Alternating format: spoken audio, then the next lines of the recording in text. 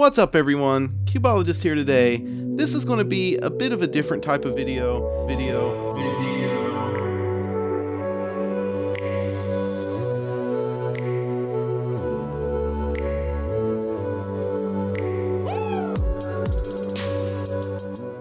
In this one, we're going to be taking a look at 3 of the cheapest 3x3s on the market and trying to decide what the pros and cons of each are in order to make a fair comparison and help everyone pick the best puzzle for them if they need a really inexpensive cube.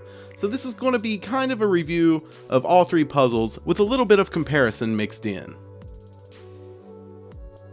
So since price was one of the main deciding factors as to which 3x3s were included in this video, let's cover that first. The Chuki Cell and the YJ Guanlong both come in at $4 on the cubicle.us, and the Ution Fire is a bit more expensive at $5. You may find these cubes to be cheaper or more expensive depending on what store you choose, but I'll be using the Cubicle's prices here since they were kind enough to sponsor this video and make it possible. And if you're interested in seeing the first impressions / unboxing video I made on these puzzles, I will link it on the screen and in the description. I'm excited to compare them out of the box, and then I'll be doing a video later on doing a review of all 3 of these together, giving you my opinion on what the best economy 3x3 is. But there have been some significant changes since I've set them up and broken them in, and my opinion has changed on at least 2 of these puzzles.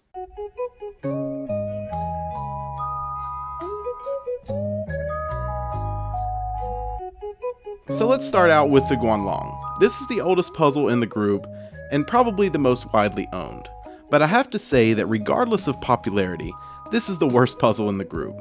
The plastic has a really cheap feel that doesn't respond well to lube, and even after setting it up and solving it over 100 times, there's still a scratchy feel and even some catching. And once you mix that in with the lightweight and unstable feel of the puzzle, it leaves you wanting a lot more, honestly. But all that being said, for $4, it's still a decent option for a 3x3 on a budget, but only if you're buying in bulk for gifts or projects. If you need a speed cube, maybe spend another $5 and get the Chuki Thunderclap, because that's probably the best puzzle for the money on the market right now.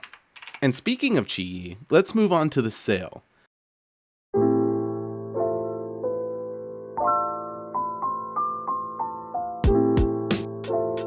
Now out of the box, I was really underwhelmed with this puzzle.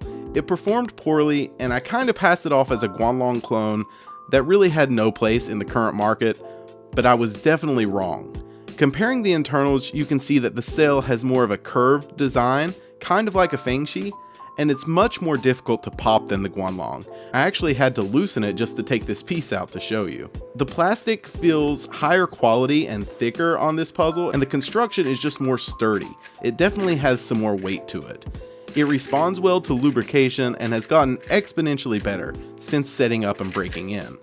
Now, it still doesn't perform on the level of top tier puzzles, but for $4, there may not be a better option out there. But let's not jump to conclusions just yet, because there's still another puzzle here.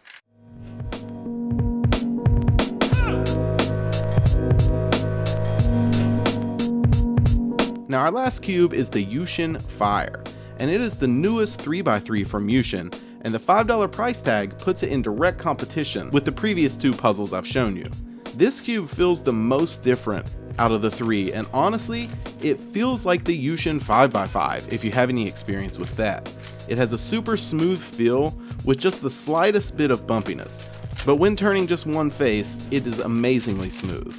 And even though I've shown corner cutting throughout the video, I haven't mentioned it until this puzzle because the Ution Fire has corner cutting on par with premium 3x3s. Forward goes well over 45, and reverse is almost line to line, and that is unbelievable for a budget 3x3. Now, I tend to get a lot of corner twists with this cube, and it's super easy to twist a corner, and from time to time a lock does happen, regardless of that amazing corner cutting. I haven't found the exact cause of this yet, but it does happen, so I definitely wanted to let you know. So conclusions. I'm going to start off by saying that there really isn't a reason to buy Guanlong anymore. With these other 2 cubes on the market, there are clearly better options, but the Guanlong was the only cube in its class for a while, and I can appreciate that YJ basically created the ultra cheap speed cube market. But sadly, they've been left behind as far as I can tell, and that makes me feel like it's just outdated. So out of the 2 remaining cubes, I can imagine that there will be some debate depending on each individual puzzle and how it's set up, because they're both really good. But they're so close in my mind that the $1 difference makes this decision for me. I know the $1 isn't much, but think about it. In this case, it's a 20% decrease in price from the ution to the Chuki, and for that reason, if I need an inexpensive 3x3, I will be buying the Chuki cell, no questions asked. So that's my winner, the Chuki cell. I thought that the ution fire would be the winner forever, but once I thought about it logically and incorporated the price, my decision was easy. Chuki cell all the way. So I'll have links in the description to where you can pick these puzzles up and decide for yourself, maybe do a little experiment like I did. But if you don't have the time or means to do so, I hope this video has been informative enough to help out. Let me know down in the comments what you think of my conclusions, whether you agree or disagree, and I really appreciate you watching.